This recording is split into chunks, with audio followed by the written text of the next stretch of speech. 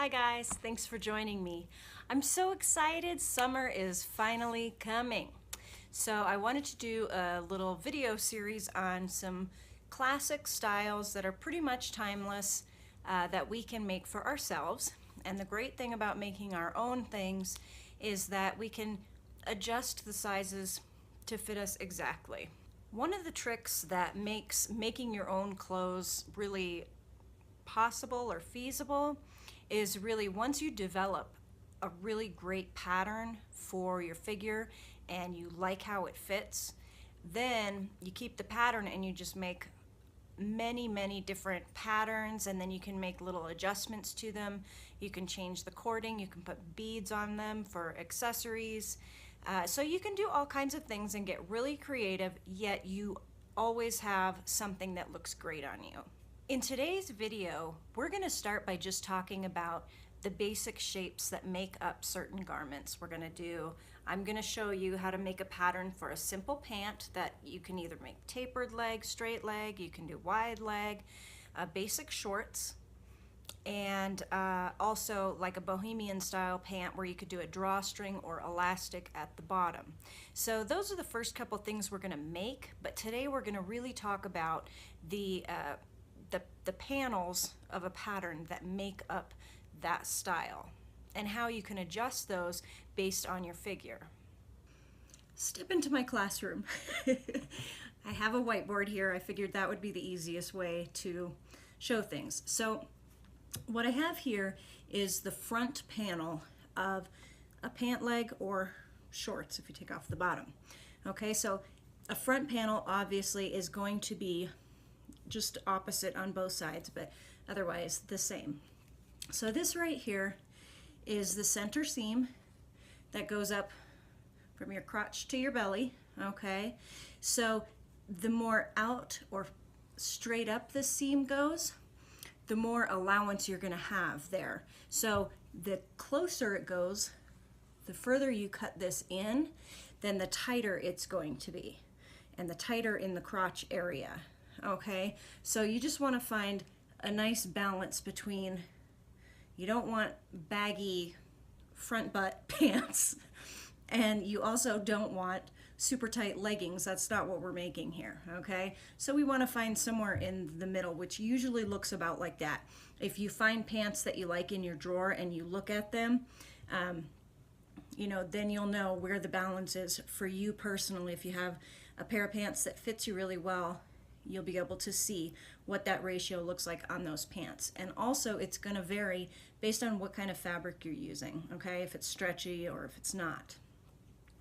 This right here is your crotch area, okay? So the further in this goes, okay, if you're blessed with a nice big booty, okay, this is going to need to go in further because it's got to wrap. This is where your thigh is. So this has to go in to around the inside of your thigh, okay? So if you've got a nice full butt, then this part needs to go wider, okay? If you're relatively slender there, okay, it'll probably look a little more like that. So just depending on your own figure, and like I said, just look at the pants that you have that fit you well, and you'll be able to see that right there. And right about here is the widest part of your thigh, okay? Your widest part of your hip comes about here, right above the crotch area, because, I don't know about you guys, but I don't want, if I'm wearing a nice loose fitting summer pant, I don't want it right in the crotch area. I want it about 2 inches below. So your natural crotch would actually be like right here, where your undies are. So your natural crotch is here.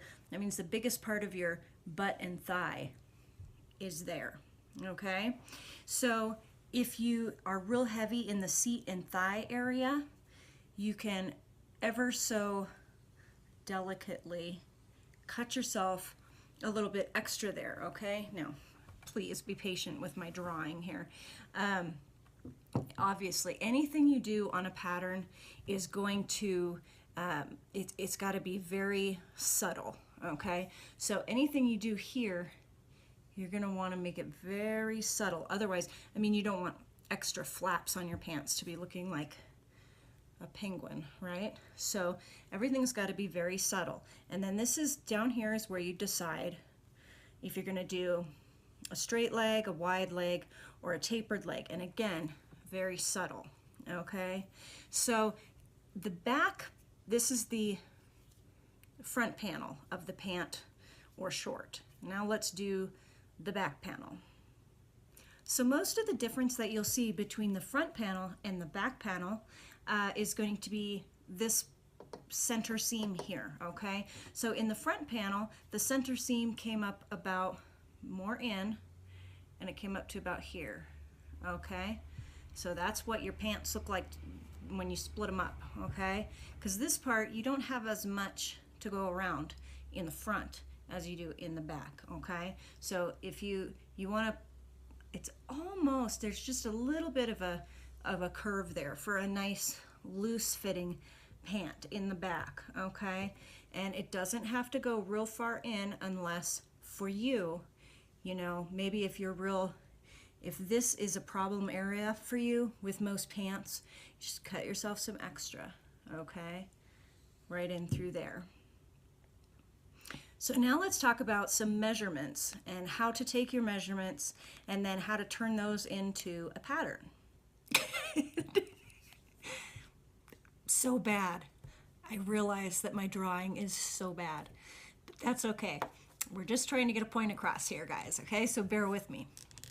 So the first measurement you want to take is your natural waist. So like where you want your pants to sit naturally, okay? I like mine to sit a little below my natural waist, okay?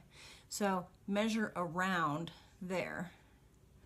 And let's say, you know, that's 35 or something, okay? Just putting numbers up here. And then you want to measure around the widest part of your hips and butt, okay? So let's just say this is 40, okay? And then you want to do from the crotch where you want your pant crotch, okay? Remember, we don't want it our real crotch, okay? So let's say your real crotch is here, so maybe go down a couple inches and measure from here to this point, okay? And I don't even honestly have a clue what to put there for an example number. It could be, I don't know, 10 inches? I don't know. We'll just say 10, okay? From where you want the crotch of your pants to be to where you want the waist of your pants to sit, okay? And then you need to do where you want the crotch to be to about, I think a good way to just estimate it is from here to the floor, because usually you're going to have flip-flops or some kind of shoe on to just lift you up the floor a little bit, and plus we're going to add a seam allowance to the bottom. So if I were you, I think a safe way to measure that is from where you want your crotch to the floor, okay? And then last one here, you want from your natural waist, okay, because it does go down a little bit in the front. So you're gonna want about your natural waist all the way to the floor. I forgot to mention, you also need to take your measurement of your widest part of your thigh, so that when you make that pattern, you know how wide you need it, okay? So it would be like a little bit down from the crotch area. You need the widest part of your thigh measurement also. And once you have these measurements, then you're ready to make any kind of shorts or pants with a drawstring and or elastic waist. Now that you have your measurements, I'm going to show you some equations, for lack of a better term, to take those measurements and turn them into a pattern. So get ready. I'm going to pop them up on the screen and you can take some screenshots. I think that's probably a decent way to save them for later for when you want to try this.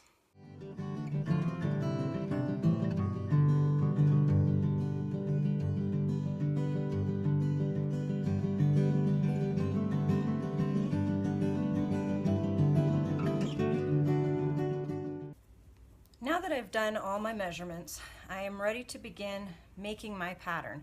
So I have laid out a little plastic tablecloth from the dollar store. Works great for patterns. So anyway, what I start with is the widest part of the hip measurement, okay? And what I do is I pick a spot on this tablecloth where I have plenty of room up here, because that's going to be the top part of the pant, and then down there is going to be the bottom part. And so make sure to allow, when you're beginning, allow enough room at the bottom when you're estimating for your pant legs. Okay, so for the widest part of the hip measurement, whatever it is, you just basically pick a starting point. Okay, I picked right here, and then I measured that hip measurement and I marked it here. And then I used a straight edge and I drew a straight line between the two. Okay, this is kind of going to be our jumping off point for all the other measurements. Then from this widest part of the hip measurement, I measured upwards the measurement from the crotch to the waist, and I added 2 inches for the elastic. I use a 3/4 of an inch elastic. So if that's what you're going to use, which is pretty common for pant elastic or for waist elastics, so I would account an extra 2 inches for that elastic. So take your crotch measurement, from your crotch to your waist, add 2 inches and mark it here, and then make another straight line. I would do like 3 or 4 measurements from this original crotch measurement, mark it up here to where the waist is, and then draw yourself a straight line. Okay, then the next measurement you're going to want to do is your inseam measurement, which will be from this crotch measurement to whatever it was to the floor, plus 2 inches for your hem. Okay, so you're going to go take your measurement from here to the floor. For me, I'm a shorty, so mine was only like 27.5, including my 2 extra inches. And then I marked a straight line with several markings across. So I have right now 3 lines on my pattern paper: the very bottom of the pant, the crotch line, and the waistline. And now I'm ready to do my long measurements for my inseam and the seam that goes on the outside of my leg. The thing to keep in mind is this very top measurement I have up here above the crotch line, the waist, that is my natural waist. So that's going to kind of be the average between where the back of the pant goes up slightly in the pattern and the front of the pant goes down slightly for that nice fit. But where they meet, basically on the side seam, will be this measurement. Okay, so I'm going to use that to measure my outer seam. I'm going to add 4 inches, 2 inches for the bottom hem, and another 2 inches for the elastic waist. All right, and I got to make sure that these add up. For me, that total is 39. So I pull my measuring tape all the way down to that bottom measurement that I made for the bottom of the pant, and yes, it meets up exactly with this point. Okay, and now that I have the exact measurements, now I'm going to go along with a pencil and kind of start making the shape. I'm doing my adjusted waist measurement, which for me came out to be 11, so I'm going to mark that up here at my waist measurement. Okay, and that way I know that it is from this point that I start to come down here to make the crotch, and then down into the leg, and then here I'm going slightly out to make the hip and the outer leg. So you can see here that I've made it darker with the lines. I started with a pencil, and once I was okay with the shape, I went ahead and did it in permanent marker so you can see it better. So this is my initial curve here for that front seam. This is the inseam, okay? And now I'm double checking and seeing how wide I need the leg measurement to be at the widest part of the leg, which is probably kind of up here, okay? So when I adjust my measurements, I need it to be 12 inches wide. So I'm going to mark it there. And then I'm going to make a line all the way up to my elastic and all the way down, because that is the outermost part of this pattern. And now I'm going to add that slight curve, okay, because this is my side waist. This is my belly button right there. So I'm going to add a little bit of a curve to it, about 1.5 inches, and come up to meet that waist. Okay. Now, before I begin cutting this out, I need to now allow for my seams. And the seam is really just a preference for you, whether you want to go 3/8 of an inch or 1/2 inch, but whatever you decide what's most comfortable for you when you're sewing, just go around and mark that amount all the way around, and then make another line so that when you cut your fabric, you're cutting with the seam allowance. I cut out my front pattern piece and put it on more of the tablecloth, and now I traced it, and so it already has the seam allowances in it. The only thing that is different that I need to do before I cut it out is change this center seam and then make it go higher up in the back. All right, so if my front center seam goes about that much in, I would say the back probably needs to go about like that. Not much of a curve. Maybe a little bit more. Maybe like that. Okay. And then I need to go up.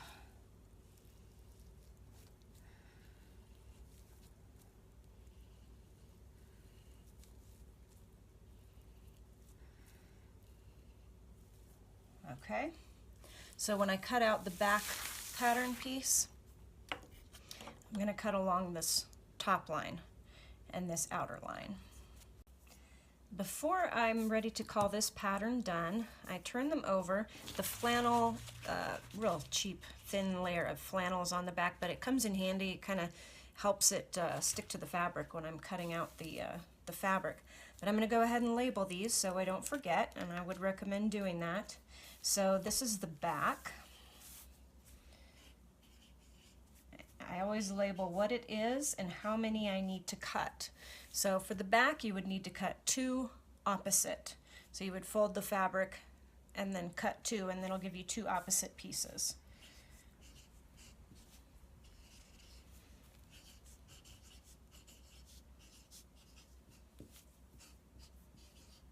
And the same thing for the front. Front, cut 2 opposite. So that's it for part 1. We're just going to complete the pattern. And in part 2, we're going to go ahead and turn that pattern into pants and talk about how you can change the legs and things like that. As we get further on, we are going to put different bottoms on with elastic or a tapered bottom or drawstring. And also, we're going to add pockets if you want to. Okay, so goodbye for now, and join me next time.